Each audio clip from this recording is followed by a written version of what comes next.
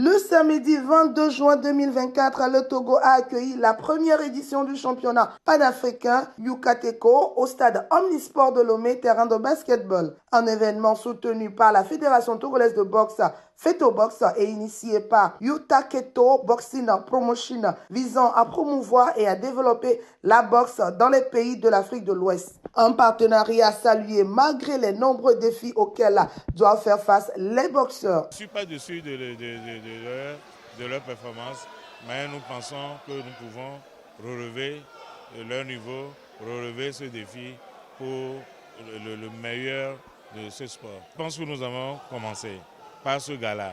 Ils ont vu, eux-mêmes ils apprécient déjà, et également les entraîneurs apprécient déjà le niveau de nos athlètes. Et on sait que nous avons vraiment du travail à faire. Nous devons nous mettre plus au travail pour y arriver à ce niveau.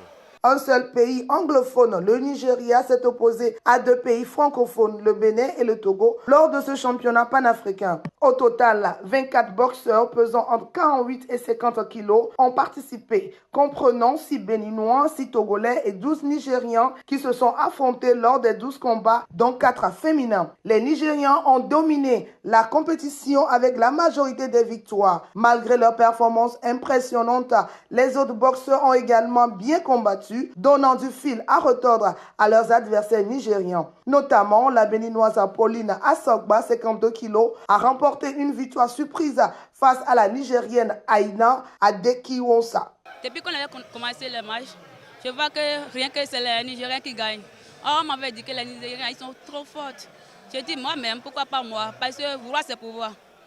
Quand on décide de faire quelque chose, on se donne à ça. Je sais que j'ai championnat national ici. Et je me suis dit non, je dois m'entraîner dur. Je dois me donner à ça. Parce que ce n'est pas donné à n'importe qui. Quand on avait commencé, non.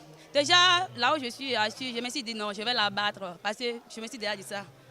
Quand on est comme ça, là, si tu es positif, non. Tout ce qui va venir là, c'est facile. C'est vrai, quand on est monté, je vois que non, elle est brutale. Je dis pourquoi pas moi-même. Elle a 2 bras, moi-même, j'ai 2 bras.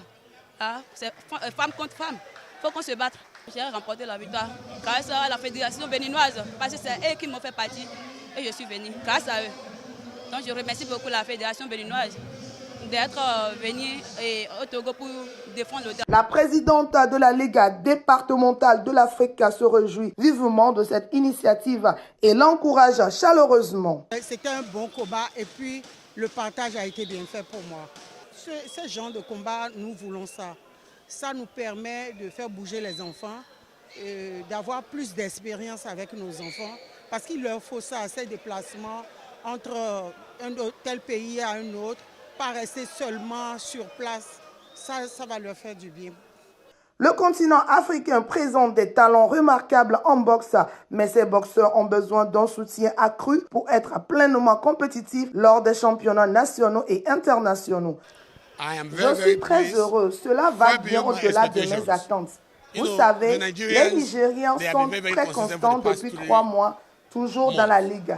Donc je pensais que les combats allaient juste être un tour facile à cause de ce que j'ai vu, mais je suis impressionné. Je suis heureux parce qu'ils ont eu le plus grand défi de leur vie.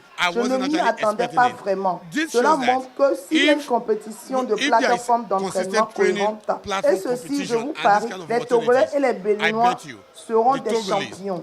Ce sont des forces sur lesquelles il faut compter. Avec ce que j'ai vu aujourd'hui, nous devons simplement continuer de les soutenir pour nous assurer que nous puissions être plus représentatifs en Afrique en général et l'Afrique de l'Ouest en particulier lors des Jeux olympiques de 2028.